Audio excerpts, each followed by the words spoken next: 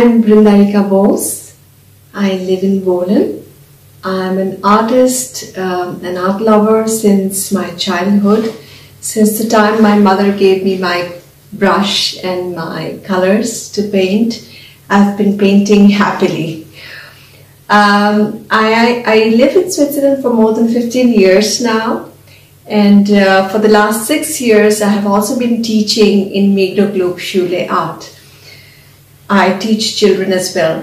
My art forms, if I talk about even the journey that I've had in art, it has evolved from learning the basics of drawing in different schools. Like I also learned art in Kolkata when I was living there, then in Ranchi, and later on when I took up studies, I came here, and when I was working, I have a family.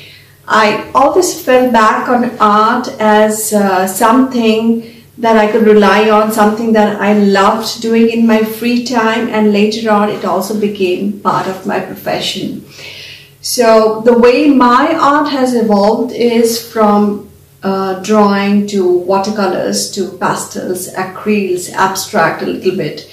And I indulge a lot in urban sketching, which is sketching and painting on the spot. So I've also been part of the Urban Sketches Symposium, giving lectures there, workshops there to the participants this year in September. And lately I have, because of the storytelling aspect, and also because I'm very much interested in different mythological stories of India, and I've been reading a lot of books, Upanishads and Puranas and so on. I have found so many stories that can be wonderfully depicted through art, because not everyone has the time to read books, and we have a very rich culture of different forms of folk art in India. I mean, if I just pick up the top 10 or the most popular folk arts, I could talk about the Kalighat painting, for example, Kalighat art style, which of course, as per the name, it originated from Kalighat. And although it started off with depicting gods and goddesses on paper and canvas, it went on to depict even the social reforms in Bengal. For example, when the British were there and the social reforms were taking place, so they used art, the artists, they used art as a way to say something, to show that they are revolting against something, or how is the society evolving. So you would see a zamindar sitting with a glass of wine, with a peg of wine, and so on. So it was not limited to gods and goddesses only, and I could very much relate to that, because in my art form, like if you look at this painting that I recently finished, you find Draupadi, who said that I will not tie my hair for 13 years, She didn't tie her hair for 13 years till she can quench her revenge from the Kauravas. So here she is holding a peg of maybe blood from the Kauravas, and here I have Sita, who is depicted sitting and listening to Radha and to Draupadi, and they are all together for Lakshmi Puja. So it's kind of contemporary, where I've brought in the feminine characters from mythology, from famous Indian art, epics, and I've tried to say something about how these characters have been treated, or how we look at them, and so on. So there is where the depiction of the artist, or what the artist is trying to say, comes in. So even if I'm using mythological characters. So for example, in this painting, my mother had once mentioned that why don't you paint about Ras Leela? And in Vrindavan there is this temple where it is said that Sri Krishna still comes and he indulges in Ras Leela with Radha. So here what I did is I just depicted the Dash avatar, the 10 avatars of Krishna in different forms. So and there are such interesting stories, if I may say, like Kalki, for example. Kalki is shown here. It is said that during the Samudra Manthan, he held the mountain through which they they could churn for the nectar, which was divided amongst the gods and the demons. And then of course we have the Matsya here. You cannot see it fully, but Matsya it also relates to somehow the evolution of mankind, and there is some resemblance at some spot. So it is said that how he came and he rescued Manu to save mankind. Then you have, for example, Vamana. The story of Vamana is also very interesting. Like when Mahabali, he was a king, and you know, the gods didn't want demonic king in that sense, and the gods wanted someone to rescue the world from him. So they sent Vamana, who was also a form of Vishnu, an avatar of Vishnu, hence Dashavatar. And he came and he said, I would just ask for that much land which I can cover in 3 steps. Now the king thought, oh, he's a dwarf, how much can he ask for? And then in his first step, but this dwarf formed Vishnu. He grew into a large man, into a giant man, and his first step covered the earth, the second step covered the heavens, and the third step, for the third step, the king himself gave his head to put his feet on. So there are such interesting stories, and of course I've shown here Radha and Krishna. This is the last night when Krishna decides to leave Vrindavan and go to Mathura. He is sitting by the side of Yamuna, and here is Vrinda. Now since my name is Brindarica, and my father was a Vaishnavite and my mother gave me the name Brindarica, which means rich in Brinda. Rika is also, although a Spanish term, but nevertheless. So here I have somehow put myself in also Brinda in there.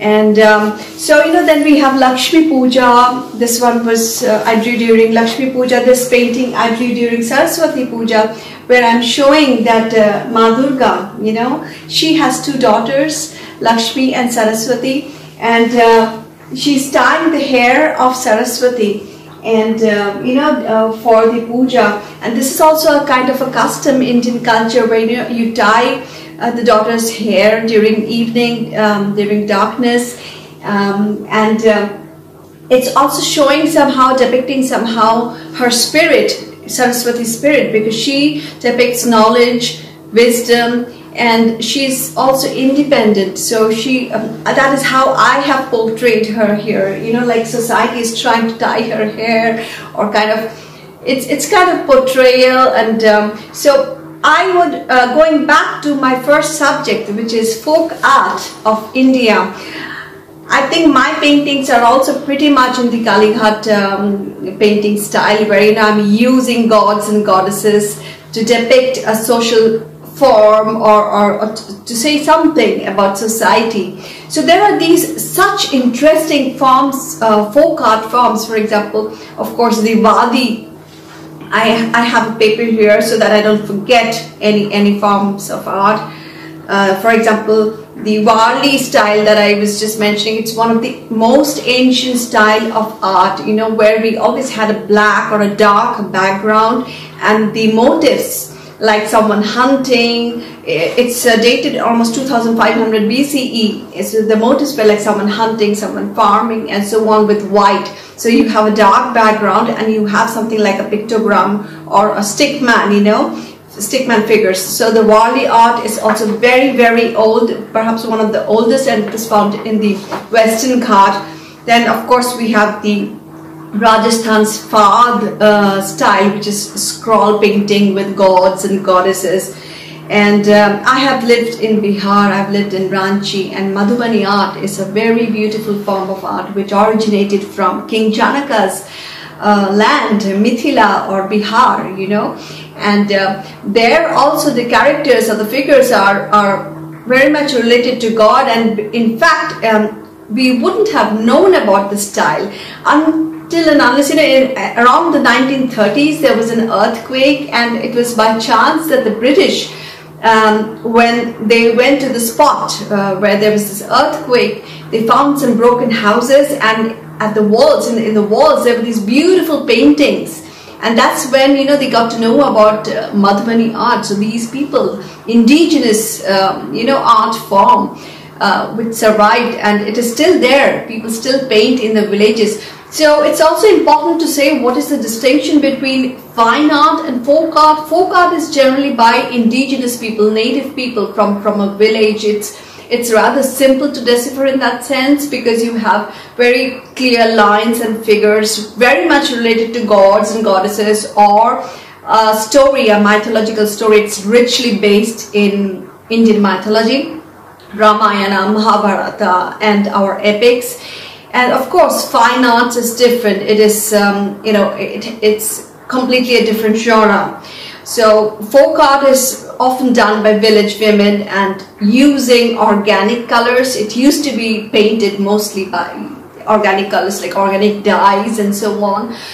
For example, Patachitra in Bengal, you know, they used to draw in scrolls using turmeric for yellow, for example, or they would take the red soil, red color from the soil, or green, even cow dung was used sometimes, you know, for color. So they really looked at organic or nature. So that's why I find it very beautiful, because it is very simple and it depicts a lot, and it is richly and deeply connected to Indian culture, to Indian mythology, which is so rich. There are so many stories which are untold, which are not known, and so there is so much of possibility I find in folk art. You know, like you can depict so many stories. Like people don't end up reading in nowadays. You know, people have a shorter attention span as well, and social media is great, but it also has its negative effects. People end up scrolling or just hyperlinking from this to that, and it's so necessary that we get some time to, you know, to experiment, to dive deep into art and culture. There are so many things that we can do in art and culture, and folk art is a very rich topic, and I'm extremely passionate about talking about it, so I may not even stop sometime. Then of course there's the kalamkari form of art. You see a lot of kalamkari designs coming in, textiles nowadays from Bangalore. So, you know, there also you have motifs like kings or Rama or Krishna, and they are drawn very elaborately with very nice delicate brushwork. Kalamkari means with pen, basically. So, you know, it's kalam is a pen. So it's this penmanship, this artmanship, this form of art, which is very beautiful. And it has nowadays, you know, Indian textiles, they are also kind of trying to promote this form of art by bringing it into daily use, like saris or tops and so on. And Tanjore painting, of course, everyone knows about it. It's a very old form of art, and we see these rich paintings in temples or in old palaces.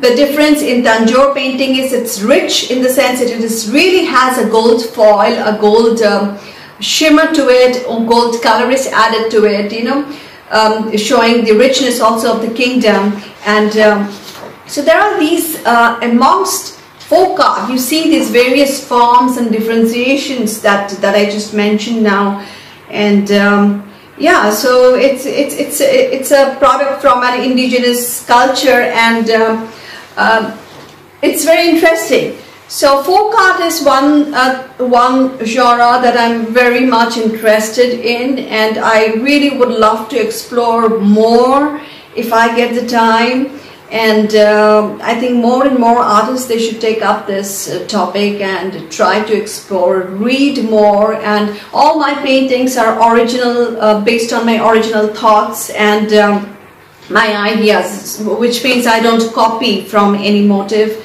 I don't use Pinterest or any other resources. I read books, I read Upanishads, or I read books, and whatever I read, whatever touches my heart, whatever connects with me, I try to create a language of colors and penmanship and put them in my canvas. So, of course, I am also very much interested in other forms of art, like, as I mentioned, urban sketching. Even today, I will be going for an urban sketching trip at ETH Zurich, provided the weather stays good.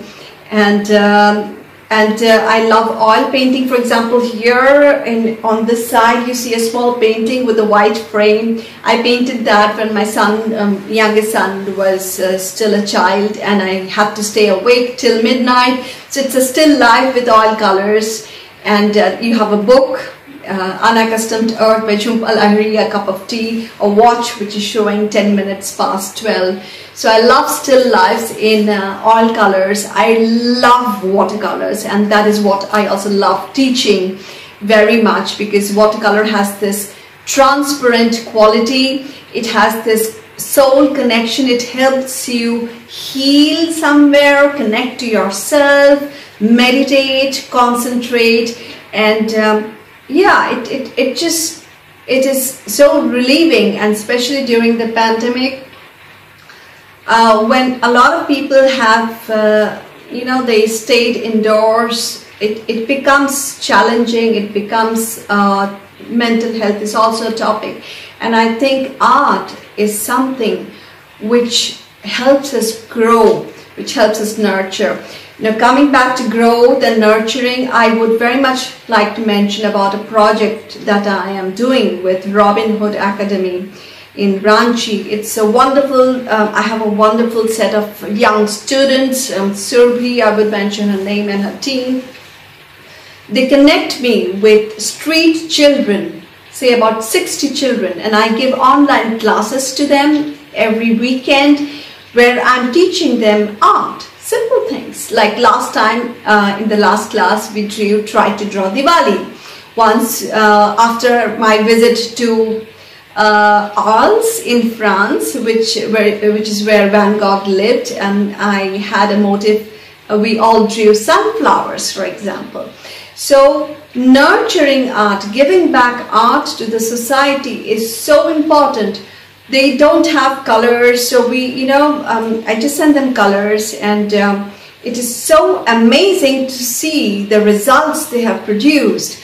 So I would very much also urge our viewers to connect to the society, to give back whatever you can. If you can teach them how to draw, how to paint, who knows, maybe that will be a skill that they will nurture, which will help them in future. And more than that, I mean, we are at a position, we are at a social position where we can reach out and do our part. So Robin Hood Academy, I will also show a small clip and some photographs.